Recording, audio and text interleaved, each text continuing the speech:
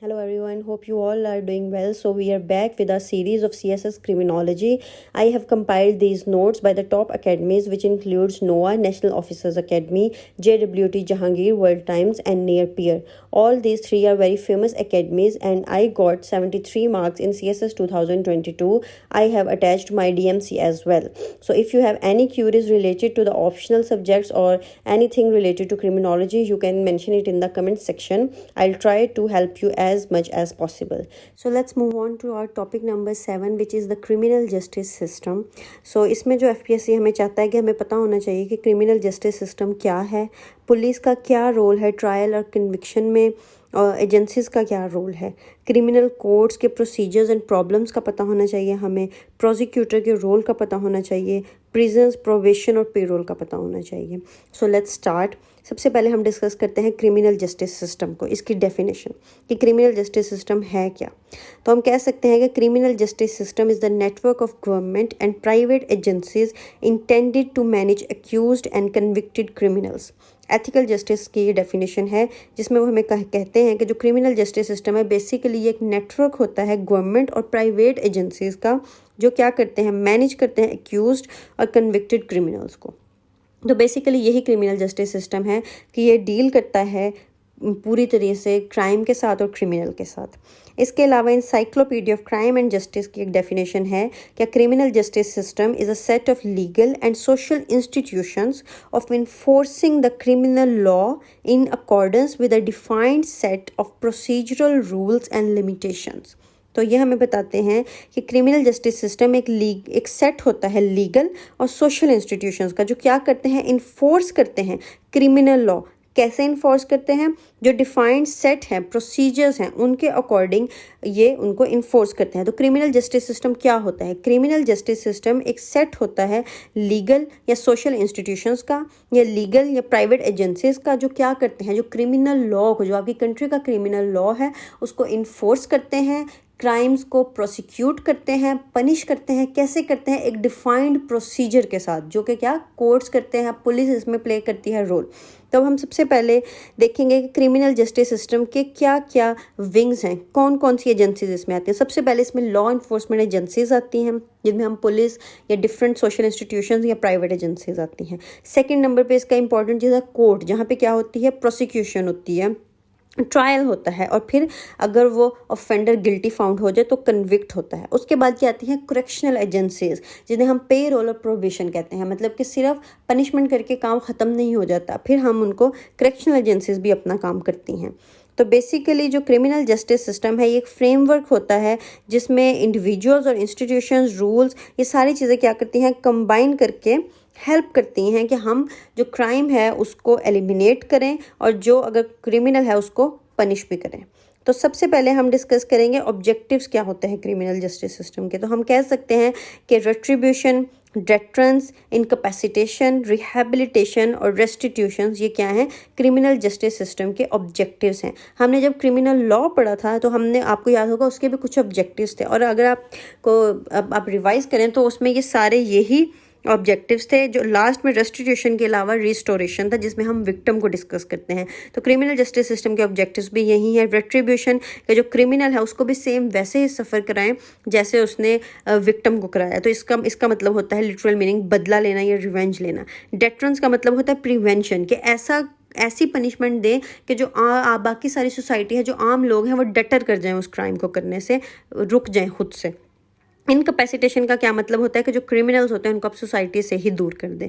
Rehabilitation का क्या मतलब होता है कि जो ऑफेंडर है, जो क्रिमिनल है, उसको एक हेल्दी इंडिविजुअल बनाकर रिस्टोर करें सोसाइटी में. रेस्टिट्यूशन का क्या मतलब होता है कि विक्टिम की कंपनसेशन हो. रिस्टोरेशन का मतलब होता है विक्टिम के साथ अगर कोई मेंटल प्रॉब्लम हो गया, अगर विक्टिम बहुत ज़्यादा ट्रॉमा में है तो हम उसको क्या करते हैं, रिहैबिलिटेट करने की कोशिश करते हैं, उसकी मेंटल वेलबींग का ख्याल करते हैं. अगर उसका मटीरियल कोई नुकसान हुआ है तो हम उसको कंपनसेशन करते हैं, जिसको इस्लाम में दियत भी कहते हैं, किसास एंड दियत. तो अगर जो क्रिमिनल जस्टिस सिस्टम है इसके हम सबसे पहले डिस्कस करेंगे, जो मेन हमने अभी एजेंसीज डिस्कस विंग्स डिस्कस किए थे उनमें सबसे पहले था जो हमारी पुलिस, जिनको हम कहते हैं लॉ इन्फोर्समेंट एजेंसीज। तो अब हम देखेंगे कि पुलिस का क्या रोल होता है, कैसे पुलिस हेल्प करती है क्रिमिनल जस्टिस सिस्टम में और कैसे लॉ इन्फोर्सिंग एजेंसीज हेल्प करती हैं इम्प्लीमेंट करने में लॉ।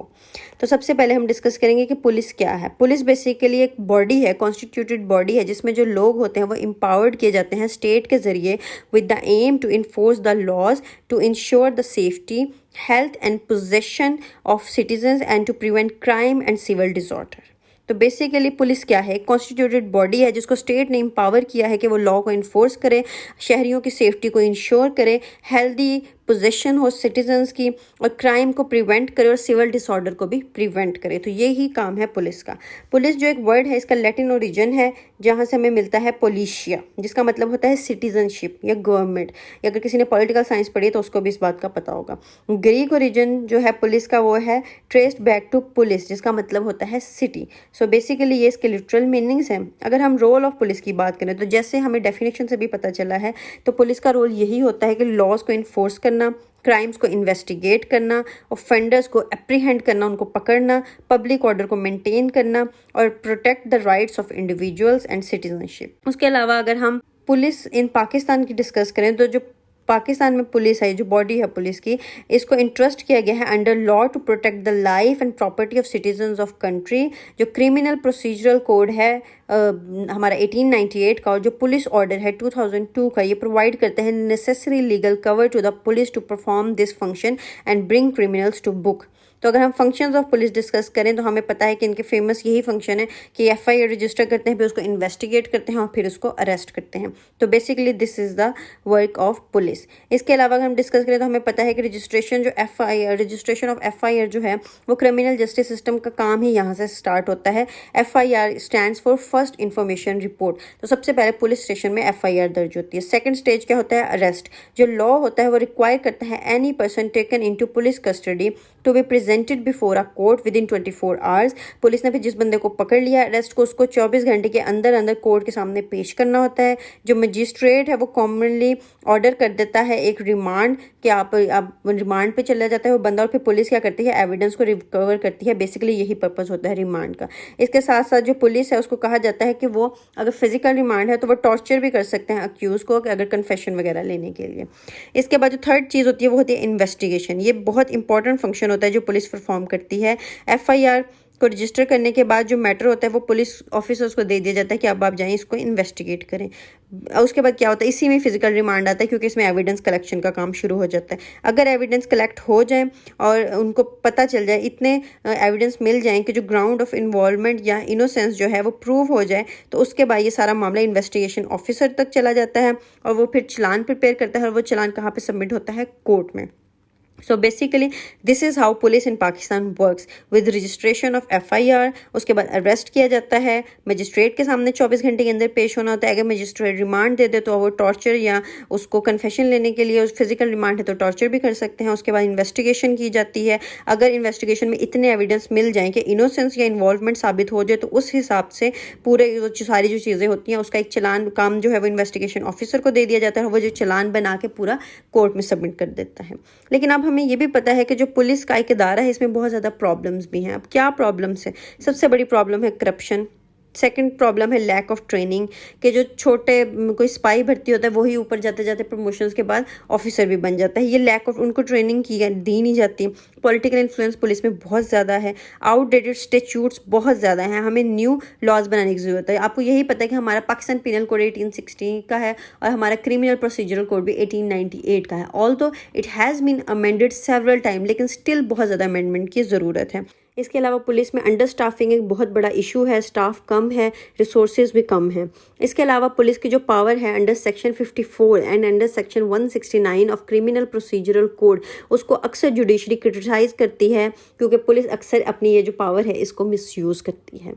इसके अलावा जो पुलिस की प्रॉब्लम्स हैं उनमें एक्यूट पॉसिटी ऑफ फाइनेंशियल रिसोर्सेज, जैसे कि अगर हम देखें तो इन्वेस्टिगेशन का जो बजट है वो सिर्फ 295 रुपीज़ है। एक बंदे का, और लाहौर में थोड़ा सा ज़्यादा है 328 है, और सियालकोट या इस तरह की जगहों पे क्या है इससे भी कम है। तो ये बहुत कम बजट है एक बंदे की उसके लिए जो पास किया जाता है इन्वेस्टिगेशन के लिए। उसके अलावा मैन पावर जो कि अंडर स्टाफिंग है बहुत ज़्यादा है।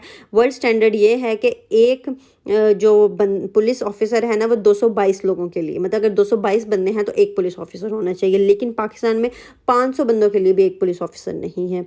इसके अलावा जो प्रोटोकॉल बहुत कम है, मैसिव करप्शन होती है, हम इसको डिस्कस कर चुके हैं। एक हमारा ब्यूरोक्रेटिक स्ट्रक्चर है, तो ये भी एक प्रॉब्लम है।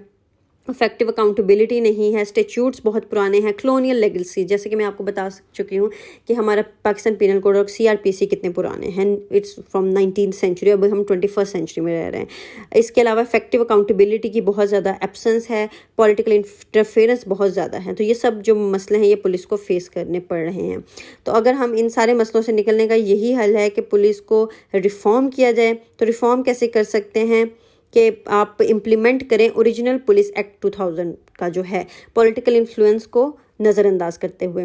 यूनिफॉर्म पुलिस रिफॉर्म्स होने चाहिए, पब्लिक अवेयरनेस की बहुत ज़्यादा ज़रूरत है, जूनियर ऑफिसर्स की ट्रेनिंग की बहुत ज़्यादा ज़रूरत है, करप्शन बिल्कुल ख़त्म करें, ब्राइबरी बिल्कुल ख़त्म करें, ट्रेनिंग सपोर्ट और इक्विपमेंट की बहुत ज़्यादा ज़रूरत है। नेक्टा को बहुत ज़रूरत है कि वो रोल प्ले करे इन द एनालिटिकल वर्क। तो जो नेक्टा है वो है नेशनल काउंटर टेररिज्म अथॉरिटी। अगर हम क्रिटिकल एनालिसिस में भी कुछ पॉजिटिव स्टेप्स डिस्कस करें, क्योंकि हम सारी प्रॉब्लम्स डिस्कस कर चुके हैं, तो जब आप एक नेगेटिव साइड देते हैं तो आपको एग्जामिनर को ये बताने की भी ज़रूरत है कि जो पॉजिटिव स्टेप्स लिए जा रहे हैं आपको उनका भी पता है। तो कुछ स्ट्रेटेजिक पुलिस रिफॉर्म्स हैं जो हो रहे हैं पाकिस्तान में, उनमें आती है police reforms committee report 2019, constitutionality of police, Sindh police law, Islamabad model police bill 2020, proposed amendment to KP Police Act 2017, Gilgit Baltistan police bill 2021 and policing newly merge district in KP के। सो बेसिकली ये सारे स्ट्रेटेजिक पुलिस रिफॉर्म्स हैं जो पाकिस्तान में हो रहे हैं।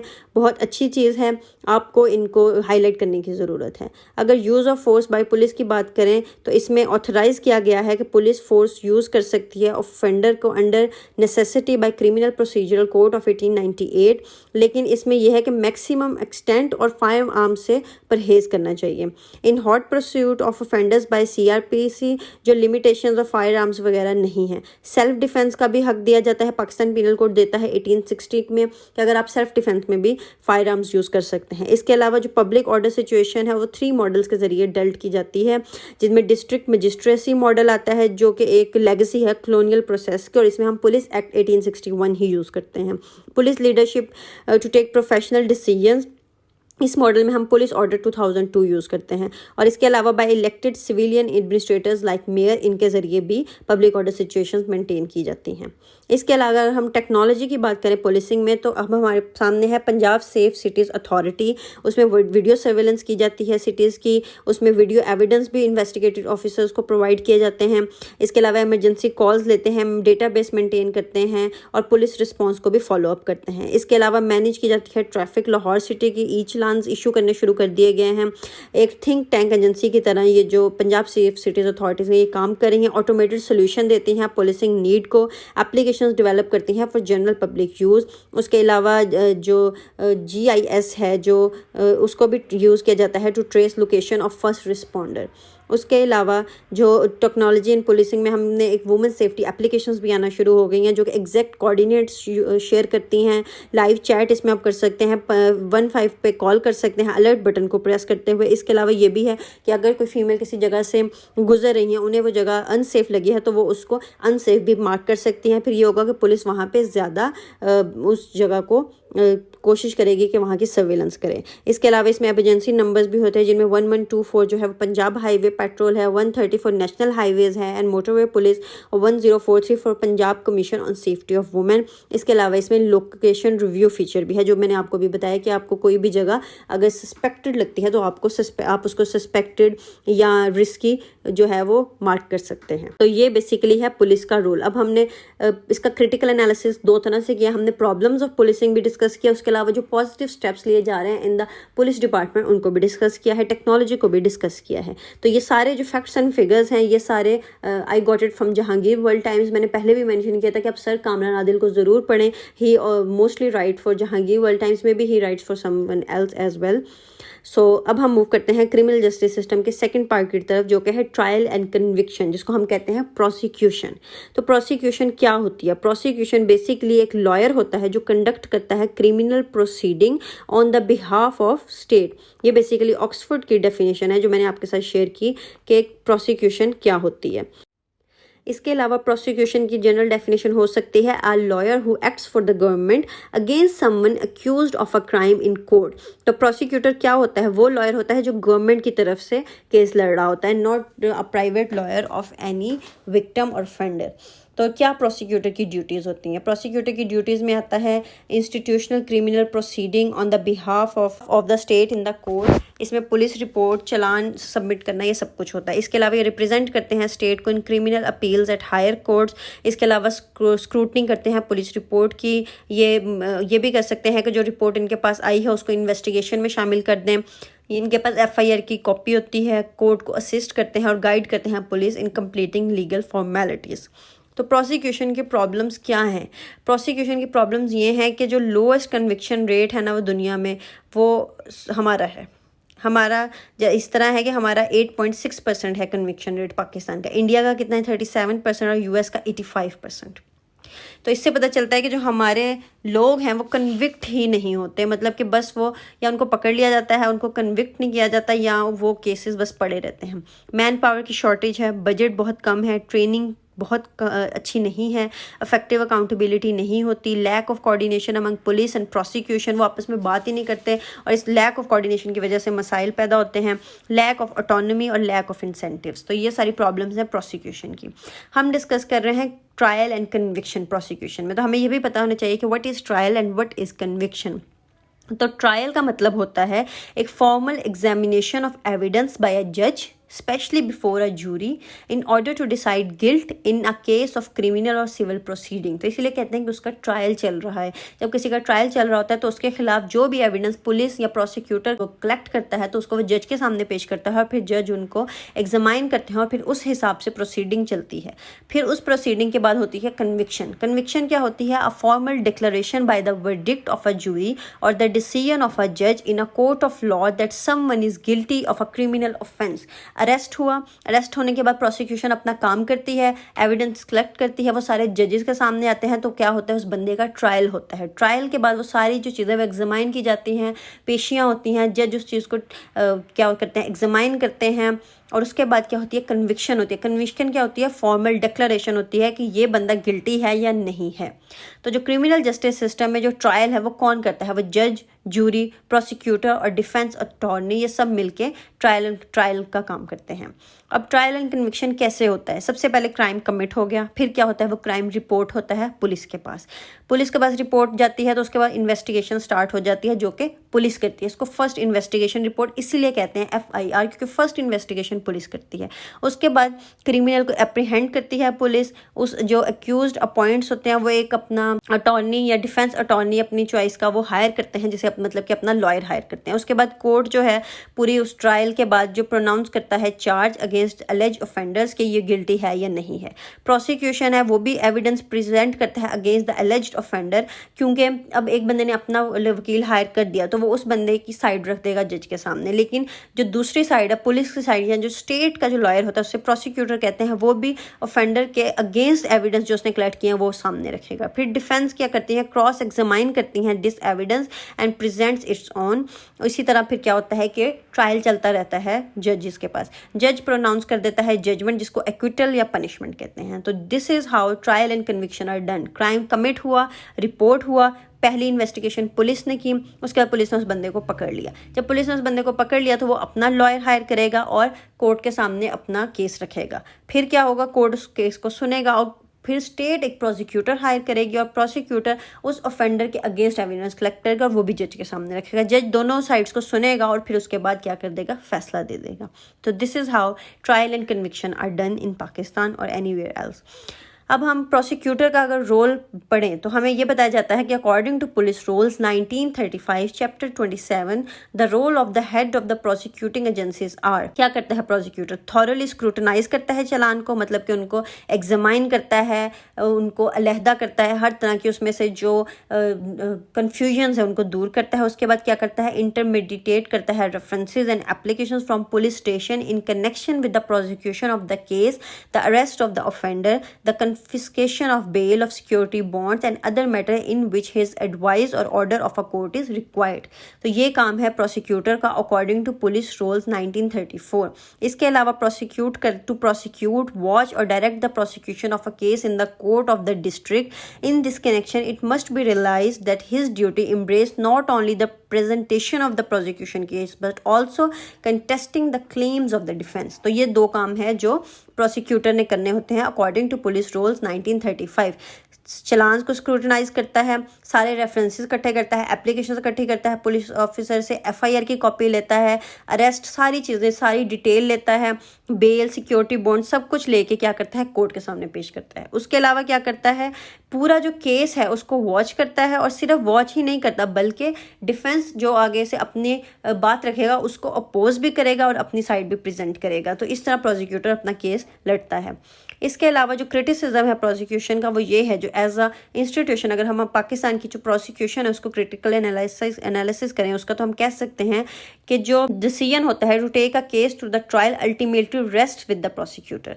अब ये चीज़ प्रोसिक्यूटर के पास होती है कि उसने लेके जाना है इस केस को जज के सामने। अब वो नहीं लेके जा रहा तो क्या होगा, केस डिले का शिकार हो जाएगा। इसके अलावा जो प्रोसिक्यूशन में एक्सट्रीमली लो फंड्स का एक मसला है, उसके अलावा जो रिक्रूट्स हैं उसकी जो इंडक्शन होती है उसमें एक्सपर्टीज़ को नहीं देखा जाता, अक्सर सिफारिश पे भर्ती हो जाती है या लो रैंक से ही क्या हो जाता है प्रमोशन हो जाती है। इसीलिए एक ये क्रिटिसिज्म है कि जो प्रोसिक्यूशन है उसको पुलिस से सेपरेट करने की ज़रूरत है, क्योंकि जो पुलिस उसमें जब रोल प्ले करती है तो फिर उसमें क्या हो जाता है मैनिपुलेशन का बहुत ज़्यादा डर होता है। इसके अलावा प्रोसिक्यूटर्स की सेपरेट ट्रेनिंग भी नहीं होती। अक्सर पुलिस ऑफिसर्स या जो दूसरे हमारे लॉ ऑफिसर्स होते हैं उन्हीं को ही प्रोसिक्यूशन दे दी जाती है, हालांकि इसका एक सेपरेट डिपार्टमेंट इस्टेब्लिश करने की बहुत ज़्यादा ज़रूरत है। इसके अलावा inadequate role and influence in the investigation phase which leads to a weak trial.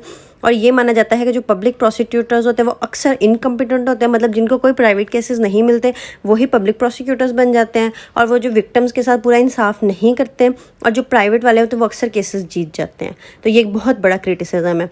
इसके अलावा जो प्रोसिक्यूटर्स होते हैं वो इसके अलावा इंगेज हो जाते हैं in private practices which raise doubts in their commitment to criminal cases. इसके बाद हम जाते हैं ट्रायल एंड कन्विक्शन के थर्ड पार्ट की तरफ, जो कि है court judiciary of Pakistan. Pakistan में दो तरह की जुडिशरी है, एक सुपीरियर जुडिशरी और एक सबऑर्डिनेट जुडिशरी। जो सुपीरियर जुडिशरी है उसमें आता है सुप्रीम कोर्ट, फेडरल शरिया कोर्ट और हाई कोर्ट, और सबऑर्डिनेट जुडिशरी में आते हैं सिविल कोर्ट्स, क्रिमिनल कोर्ट्स और स्पेशलाइज्ड कोर्ट्स। अब हम देखें तो जो सुपीरियर जुडिशरी है जिसमें सुप्रीम कोर्ट, फेडरल शरिया कोर्ट और हाई कोर्ट आते हैं, तो उनमें हमारे कॉन्स्टिट्यूशन का आर्टिकल्स 192 टू आर्टिकल 203 इंप्लीमेंट होते हैं, जो पार्ट 7 ऑफ द कॉन्स्टिट्यूशन है, और ये डील करते हैं with the high court functioning के क्या क्या इख्तियारात हैं सुप्रीम कोर्ट के, हाई कोर्ट के ETC। अब हम सुप्रीम कोर्ट्स की अगर बात करें तो जो हमारा हाईएस्ट कोर्ट है पाकिस्तान का वो है सुप्रीम कोर्ट। ये एक्ट करता है as the final guardian of the constitution. It is also the final court of appeal in matters arising out of cases decided by the high courts, and in this capacity it replaces the judiciary committee of the Privy Council sitting in London. The permanent seat of the Supreme Court is in Islamabad, while it has branch registries in all four provincial capitals. तो अगर supreme court की बात की जाए तो हमें पता है कि फाइनल गार्डियन है कॉन्स्टिट्यूशन का, और हाईएस्ट जो हमारा अपील होती है वो हम सुप्रीम कोर्ट में, सुप्रीम कोर्ट ने जो डिसीजन दे दिया उस पर फिर आप अपील नहीं कर सकते। हाई कोर्ट की अगर हम बात करें तो 4 हाई कोर्ट्स होते हैं प्रोविंसेस में, और जो जनरल कंट्रोल होता है उनका सारी एडमिनिस्ट्रेशन में। इसके अलावा जो हाई कोर्ट है वो एक फेडरल कैपिटल इस्लामाबाद में भी है, और हाई कोर्ट क्या है उसमें सिविल केसेस भी सुने जाते हैं और क्रिमिनल केसेस भी सुने जाते हैं। आर्टिकल 192 से लेकर 203 तक जो कॉन्स्टिट्यूशन का वो डील करता है विद हाई कोर्ट्स फंक्शनिंग। अगर हम सिविल कोर्ट्स की बात करें तो जितने भी सिविल कोर्ट्स होते हैं वो सब ऑर्डिनेट होते हैं टू द हाई कोर्ट, और वो सब्जेक्ट होते हैं to the general control of the high court. The district जज has control over all civil courts within the local limits of jurisdiction, और सिविल कोड से पाकिस्तान में देखे जाएं तो ये सिविल कोड ऑर्डिनेंस 1962 के बाद इस्टेब्लिश हुए। इसमें कोर्ट ऑफ डिस्ट्रिक्ट जज आता है, कोर्ट ऑफ एडिशनल डिस्ट्रिक्ट जज आता है और कोर्ट ऑफ सिविल कोर्ट आता है। इसके बाद अगर हम क्रिमिनल कोर्ट्स की बात करें तो जो मेन क्रिमिनल कोर्ट्स है वो पाकिस्तान में है high court, court of session जिसे हम सेशन कोर्ट बोलते हैं, या कोर्ट ऑफ मजिस्ट्रेट। तो जो हाई कोर्ट होता है वो कॉन्स्टिट्यूशनल कोर्ट भी है और क्रिमिनल कोर्ट भी है, और ये क्या होता है, दोनों तरह की पावर्स एक्सरसाइज करता है। हमने अभी पढ़ा था कि ये सिविल केसेस भी सुनता है और क्रिमिनल केसेस भी सुनता है। जो सेशन कोर्ट है उसमें सेशन जज बैठता है और एडिशनल सेशन जज बैठता है, और ये क्रिमिनल केसेस सुनते हैं। कोर्ट ऑफ मजिस्ट्रेट में भी क्रिमिनल केसेस सुने जाते हैं। मजिस्ट्रेट जो होता है वो फॉल करता है under 3 main categories, namely magistrate of first class, magistrate of second class and magistrate of third class. ये सारे जो मजिस्ट्रेट होते हैं ये सब ऑर्डिनेट होते हैं टू द सेशन जजेस ऑफ देयर रिस्पेक्टिव डिवीजन। अगर हम स्पेशल कोर्ट्स की बात करें तो बहुत सारे सेवरल स्पेशल कोर्ट्स और ट्रिब्यूनल्स जो हैं वो एस्टैब्लिश कर चुके हैं और डिफरेंट लॉज उनको डील करते हैं, जिनमें income tax tribunal, labour courts, family courts, rent tribunals, anti terrorism courts and board of revenue. ये स्पेशल कोर्ट्स हैं जो स्पेशल केसेस के लिए बनाए जाते हैं और इनकी स्पेशल पावर्स और स्पेशल जुरिस्डिक्शन होती है। अगर हम फेडरल शरिया कोर्ट की बात करें, जो फेडरल शरिया कोर्ट है वो बेसिकली रिलीजियस कोर्ट है हमारी कंट्री का। ये देखते हैं कि कोई ऐसा लॉ, कोई ऐसा डिसीजन ऑफ सुप्रीम कोर्ट या कुछ ऐसा हुआ है मुल्क में जो इस्लामिक प्रोविजंस के अगेंस्ट गया है, या होली कुरान और सुन्ना ऑफ प्रॉफिट जो कि हमारी शरिया है उससे अगेंस्ट गया, तो ये उस पर फौरन से एक्शन ले सकते हैं। इसलिए ये भी हाईएस्ट कोर्ट होते हैं फेडरल शरिया कोर्ट। अगर हम प्रोसीजर ऑफ ट्रायल देखें तो सबसे पहले एफआईआर दर्ज होती है पुलिस के पास। उसके बाद क्या हो जाता है, प्रोसीडिंग स्टार्ट हो जाती है। जैसे ही चार्ज उस बंदे पे लग जाता है तो उसके बाद एविडेंस कलेक्शन होती है, अगेन विटनेसेस की एग्जामिनेशन होती है, प्रोसिक्यूशन का काम शुरू हो जाता है। उसके बाद एक अपॉर्चुनिटी मिलती है to accused to tender statement, कि अक्यूज्ड भी अपने हक में कुछ कहे। आर्ग्यूमेंट होते हैं कोर्ट्स में और फिर क्या होता है, जूरी अपना फैसला दे देती है। प्रॉब्लम्स क्या हैं कोर्ट्स की? प्रॉब्लम्स ये हैं कि huge backlog of cases, 3 million cases हमारे मुल्क में ऐसे हैं जो पेंडिंग है। अक्यूट शॉर्टेज ऑफ जजेस, corruption mostly in lower rank, 6th most corrupt department. उसके बाद एडजॉर्नमेंट्स बहुत ज़्यादा होती हैं, non professional conduct of bar, lack of effective accountability, outdated legal framework, जैसे कि आपके सामने है पाकिस्तान पीनल कोड और क्रिमिनल प्रोसीजरल कोड। इसके अलावा insufficient number of courts and इनएडिक्वेट infrastructure. Police, lawyers and जजेस argue that the number of courts need to be doubled at least. If made, staffing this court will be an even more excruciating task. Frequent adjournment of cases. Many judges appointed are fresh graduates with minimum years of practice and lack of specialization, either criminal or civil. Not enough protection for judges or special witnesses. ये भी एक बहुत बड़ा मसला है. Outdated criminal legislation, जैसे कि मैं आपको penal code और criminal procedural code की example दे चुकी हूँ. Instead of institutional reform, the judiciary has been more concerned with expanding its 184 jurisdiction. It is said that at times the district level courts are unable to ensure justice due to backlash from radical groups. They believe the highest court would change the verdict during an appeal. तो ये basically criticism है courts का. इसके अलावा अगर हम criminal justice system की बात करें तो अब हमने पुलिस भी डिस्कस कर लिया है, प्रोसिक्यूशन भी डिस्कस कर लिया और हमने कोर्ट्स भी डिस्कस कर लिया. अब हमारा काम है प्रोबेशन और पेरोल को डिस्कस करने का. What is probation and payroll? तो प्रोबेशन क्या होती है? इसका लैटिन ओरिजिन है और ये वर्ड ट्रेस होता है, इसका मतलब है टू टेस्ट. तो इसका लिटरल मीनिंग है द एक्ट ऑफ टेस्टिंग.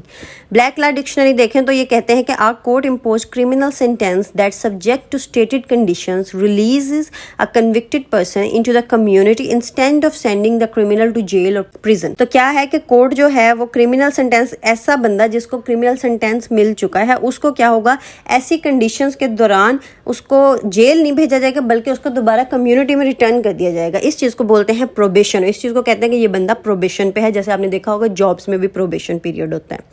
इसके अलावा हम कह सकते हैं release of an offender by the जज instead of sending him to the jail in anticipation that the offender will mend his way and become healthy individual of the society. तो basically ये hope होता है कि वो healthy individual बन के society में बैक आ जाए.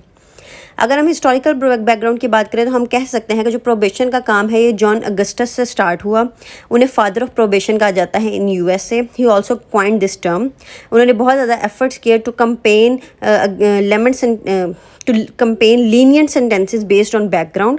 इन्होंने 2000 लोगों को हेल्प किया, out of which only 4 prove to be unworthy. बाकी जो 1900 और 96 लोग हैं वो क्या, उनका ये जो चीज़ थी वो सोसाइटी में बैक चले गए. तो जो concept of probation was introduced to Pakistan then part of the British India in 1923. The initial system amounted to binding over some first time offenders without supervision by the probation staff and applied chiefly to young offenders. The current probation system originate from legislation introduce in the independent Pakistan in 1960। तो हमें पता है कि probation की history ये है कि ये जॉन अगस्टस से स्टार्ट हुआ, उन्होंने ये टर्म क्वाइन की है, उन्होंने यूएसए में ये काम किया, 2000 बंदे उन्होंने इस सिस्टम के ज़रिए बाहर लेके आए वो जेल से। उनमें से सिर्फ 4 जो है वो अनवर्दी प्रूव है, बाकी सब ने ये कहा कि बहुत अच्छा स्टेप है फॉर द सोसाइटी। पाकिस्तान की जो ये है कि तो जब भी पाकिस्तान में प्रोबेशन का कंसेप्ट आया तब पाकिस्तान ब्रिटिश जॉइंट इंडिया के साथ था, और इस टाइम क्या था, ब्रिटिश इंडिया का हिस्सा था 1923 में। और अब जो हमारा प्रोबेशन एक्ट है वो 1960 का है।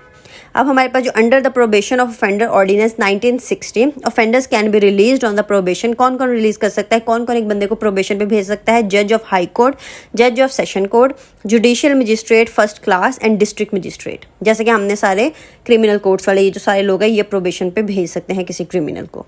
इसके अलावा किस किस को प्रोबेशन पे भेजा जा सकता है? फीमेल्स में से for any crime that does not have a death punishment, कोई भी छोटा मोटा क्राइम है तो उसमें औरत को प्रोबेशन मिल सकती है। मेल के लिए any crime that is not termed as heinous और नॉट बीइंग अंडर चैप्टर 6 और 7 of the Pakistan penal code. तो किसी ने अगर ऐसा क्राइम किया है जो चैप्टर 6 और 7 के अलावा है, और औरतों में से ऐसी औरतें जिन्होंने डेथ या पनिशमेंट के अलावा जिनको कोई और सजा मिली है, उन सबको प्रोबेशन पे भेजा जा सकता है। किन किन कंडीशंस पे प्रोबेशन ग्रांट होती है? फर्स्ट टाइम ऑफेंडर होना चाहिए, उन लोगों के लिए एप्लीकेबल नहीं है जिनके जो ऑफेंसेस हैं वो डेथ और लाइफ इम्प्रिजनमेंट वाले हैं। जैसे कि हमने पढ़ा है कि मेल्स के लिए चैप्टर 7 और 6 जो है उसमें ये एप्लीकेबल नहीं होता। उन ऑफेंसेस के लिए भी एप्लीकेबल नहीं होता जिनके लिए फीमेल्स को डेथ ऑफेंडर्स जो हैं। उसके अलावा एक सबमिशन ऑफ बॉन्ड होती है, वो करवानी पड़ती है। उसमें लिखा होता है कि हम ये ऑफेंस दोबारा रिपीट नहीं करेंगे। फिक्स्ड प्लेस ऑफ रेजिडेंस और ऑक्यूपेशन इन लोकल जुरिस्डिक्शन बताया जाता है कि आपने यहाँ पे रहना है। उसके अलावा एक प्रोबेशन ऑफिसर की सुपरविजन के अंदर आपको प्लेस कर दिया जाता है। उसके अलावा revocation of the order on the repetition of offence, the court can alter terms and conditions of the bond, the offender is not discharge from conviction. उसके ऊपर से वो कन्विक्शन नहीं हटाई जाती पर उसको सोसाइटी में वापस जाने दिया जाता है। इसके ऑब्जेक्टिव्स क्या हैं प्रोबेशन के? प्रोबेशन के ऑब्जेक्टिव हैं to promote correction by individual, attention given by the probation officer, to provide reformation which is less possible in prison, given alternative to incarceration मतलब के rehabilitation, supervision that help offenders deal with problems that led to crime, to assist court with information. तो ये सारे objectives हैं probation के। Probation क्यों है? अब यही ऑब्जेक्टिव्स ही हमारे इस चीज़ का आंसर है कि हम प्रोबेशन पे इसलिए लोगों को भेजते हैं ताकि हम जो जुवेनाइल्स और फर्स्ट ऑफेंडर्स हैं उनको हैबिचुअल क्रिमिनल्स बनने से रोक दें। जैसे कि आपको पता है लेबलिंग थ्योरी। हम एक्सपेंसेस ऑफ जेल भी कट करना चाहते हैं। हमारी कंट्री में ऑलरेडी बहुत कम जेल्स और बहुत ज़्यादा क्रिमिनल्स हैं जिनको अभी तक जिन पे सेंटेंस ही नहीं लगा, जिनको अभी तक कन्विक्ट ही नहीं हुए। हम सेकंड चांस देना चाहते हैं रिफॉर्मेशन के लिए हर बंदे को। हम रिस्टोर करते हैं the civil rights to the successful probation which were lost due to offence. हम रिड्यूस करना चाहते हैं ओवर क्राउडेडनेस ऑफ प्रिजन, और it can make offender tax payer rather than tax eaters. तो ये बहुत बड़ी बात है कि हम चाहते हैं कि जो हमारे ऑफेंडर्स हैं वो हमारे मुल्क के लिए टैक्स पेयर्स बन जाएं, ना कि टैक्स ईटर्स जिन पे हमारी जेल के रिसोर्सेज वेस्ट हो। हम लेबलिंग थ्योरी को ओवरकम करना चाहते हैं। हम चाहते हैं कि रिस्टोरेटिव जस्टिस को के कंसेप्ट को हम एडहेयर करें। क्या और ड्यूटीज़ होती हैं प्रोबेशन ऑफिसर्स की? प्रोबेशन ऑफिसर्स की ड्यूटी होती है find suitable employment if unemployed अपने ऑफेंडर के लिए, explain the term and condition of the probation, visit the house once every fortnight. हर 2 हफ्ते में प्रोबेशन ऑफिसर ने जाके उस बंदे को विजिट करना, तो उसको देखना होता है कि क्या उसकी इंप्रूवमेंट है। एक कंड्यूसिव इन्वायरमेंट प्रोवाइड करना प्रोबेशन ऑफिसर की ड्यूटी है, और एक सोशल इन्वेस्टिगेशन रिपोर्ट भी उसकी बनाती है जिसमें उसकी पूरी एक डेटा होता है कि उस बंदे ने क्या क्या किया है। Advise and counsel the probationer. So let's move on to parole. What is parole? Parole एक ओल्ड फ्रेंच का वर्ड है जिसका मतलब है फॉर्मल प्रॉमिस। पेरोल की अगर हम डेफिनेशन की बात करें तो we can say parole is the conditional release of an inmate prior to the completion of his prison sentence after he agrees to follow very specific rules and regulations. कि एक बंदे को कंडीशनल रिलीज दे दिया जाए थोड़ा सा जल्दी, कि एक बंदा है उसने थोड़ी सी सजा काट ली है, अब आप उसको कंडीशनल रिलीज दे रहे हैं अगर वो कुछ चीज़ें मानने पे मादा हो जाए। इसके अलावा इसकी डेफिनेशन हो सकती है release a prisoner before completion of sentence in order to place him under an employer. क्या आप एक बंदे को काम करने की इजाज़त दे देते हैं, उसको पहले ही छोड़ देते हैं, अभी उसकी सज़ा पूरी नहीं हुई, उसने कुछ सज़ा काट ली है जो उसको मिली थी जज की तरफ से। इसके अलावा जो पेरोल अगर पाकिस्तान में बात करें तो in Pakistan parole system is primarily based on the good conduct prisoner probationer release act 1926 who can grant parole. Parole board grant कर सकता है। क्या कंडीशंस होनी चाहिए पेरोल के लिए?